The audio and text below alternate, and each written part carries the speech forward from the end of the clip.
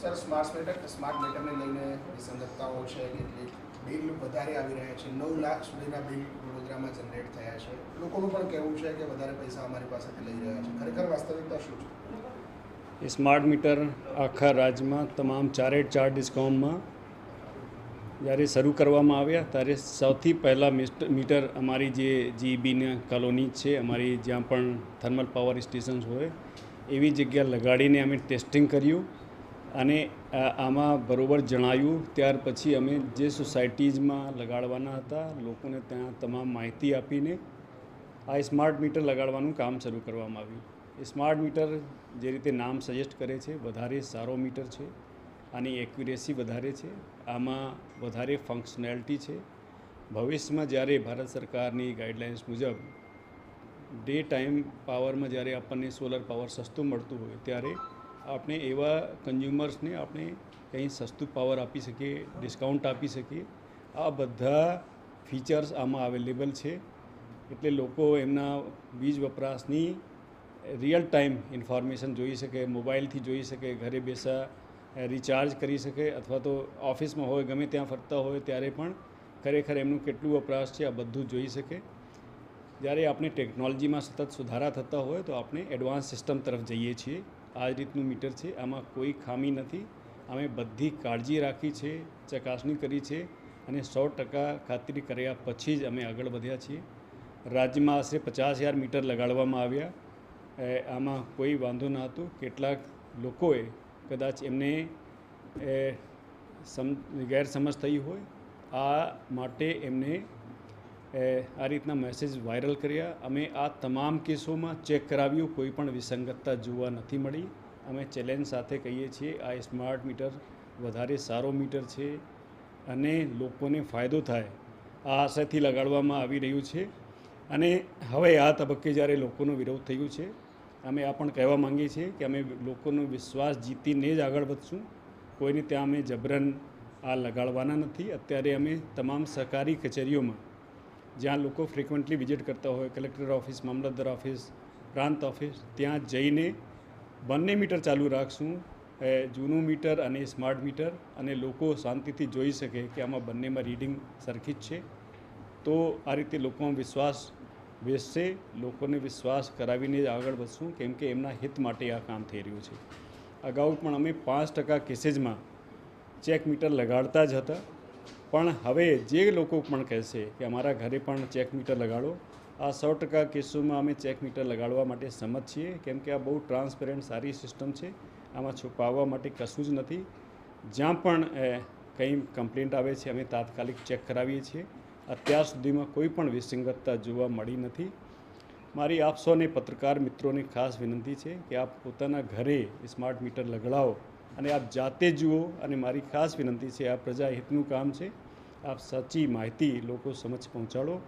આપને કંઈ પણ વિસંગતતા જોવા મળે તો અમારી ટીમ તાત્કાલિક આપના ઘરે આવીને મીટર ચેક કરશે. આમાં જરાય વિસંગતતા નથી. આ લોકોના હિત માટેની વાત છે. જ્યારે એડવાન્સ ટેકનોલોજી આવતી હોય, માનો કે અગાઉ ટોલ નાકામાં લોકોને લાંબી લાઈનો લાગતી હતી, ફાસ્ટેગ સિસ્ટમ આવ્યું એટલે આપણે ત્યાંની લાઈનોમાંથી નિજાત મળી. આ રીતની આ એક સારા સિસ્ટમ તરફ આપણે જઈ રહ્યા છીએ. આમાં લોકો સહકાર આપે, સ્વેચ્છાએ જોડાય એવી મારી બધાને નમ્ર વિનંતી છે.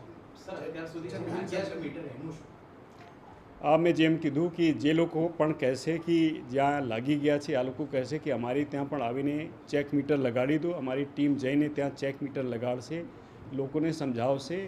અને જે અગાઉ જે જૂનું બેલેન્સ હતું, માનો કે આજે મીટર બદલવામાં આવ્યું હોય તો કોઈનું 1 મહિનાનું 2 મહિનાનું બિલ પેન્ડિંગ હતું, આ બિલ અમે 6 મહિનામાં ઇક્વલ EMIમાં લેતા હતા. કોઈનું 1800 રૂપિયા પેન્ડિંગ હોય એટલે 10 રૂપિયા દરરોજનું કપાતું હતું. હવે નિર્ણય કર્યું છે કે આ એક સાથે બિલ આપી દેવામાં આવશે અને આ લોકોને ટાઈમ આપવામાં આવશે પૂરતું કે આ લોકો જૂનું બિલ ભરી શકે. એટલે આમાં જૂના બિલની રકમ અને નવા સ્માર્ટ મીટરમાં પ્રીપેડની રકમ સાથે કપાય છે. એટલે કોઈને લાગતું હતું કે અમારું બિલ વધારે કદાચ આવે છે. એટલે જે પણ આમાં ગેરસમજણ ઊભી થઈ છે, આમાં કેટલાક પરિબળો હતા. આ અમે સિમ્પ્લિફાઈ કરવા જઈ રહ્યા છીએ, જેથી લોકોને બિલકુલ સરળતા રહે કેલ્ક્યુલેટ કરવામાં. આજે આ પણ સમજવા જેવું છે કે આ જે ટેરિફ છે, આ શરૂઆતમાં ઓછું હોય છે, 50 યુનિટ સુધી રેટ ઓછું હોય, ત્યાર પછી વપરાશ વધે એટલે સ્લેબ વાઇઝ વધતું હોય છે. આ પણ સમજવું પડશે કે કઈ રીતે આ સ્લેબ્સમાં વધે છે. જેનું વપરાશ વધારે છે એમને વધારે બિલ મળતું હોય. એટલે કોઈને લાગે કે મેં 50 યુનિટ સુધી વાપરી એટલે આટલા રૂપિયા કપાયા, ત્યાર પછી યુનિટ માં વપરાણી ત્યારે મારું વધારે કપાણું, કેમ કે આ રીતનું ટેરિફ છે. આજે પણ આ જ રીતનું ટેરિફ છે, આમાં કોઈ ફેરફાર નથી. પણ જેની વપરાશ ઓછી છે એમને માટે સસ્તું ટેરિફ છે. એટલે આ આખું ટેરિફ સ્ટ્રક્ચર સમજીને લોકોએ વિચારણા કરે અને આપની સગવડ માટે છે, આમાં સંશય માટે કોઈ સ્થાન નથી. મારી આપ સૌને નમ્ર વિનંતી છે કે આપ આ સ્વીકારો અને આપને સંતોષ થશે તો જ અમે આગળ વધશું.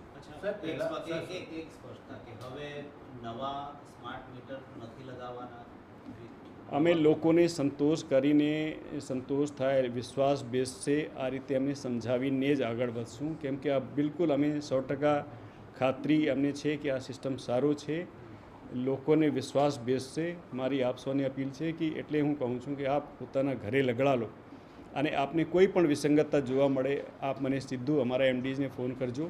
અમે તાત્કાલિક ટીમ મોકલીને ચેક કરાવશું. અમે જે મહાનુભાવો છે એમના ઘરે પણ લગાડવાના છીએ, એમને રિક્વેસ્ટ કરશું. કેમ કે જે પણ ઇન્ફ્લુએન્સર્સ છે, જે લોકો સમાજ સમક્ષ સાચી માહિતી રજૂ કરી શકે, એવા અમે બધાને અમે રિક્વેસ્ટ કરીએ છીએ કે કોઈ અફવાઓમાં નહીં આવે. અમે એક પણ મીટર જેમાં કંઈ પણ ખામી જોવા મળી હોય આની જવાબદારી અમારી છે. અમે ડેટા સાથે આપની સાથે બેસવા માટે સંમત છીએ. આનું એનાલિસિસ કરીને અને જે એવી કંઈ કેટલી માહિતી આવતી હોય કે આનું આ રીતનું ખોટું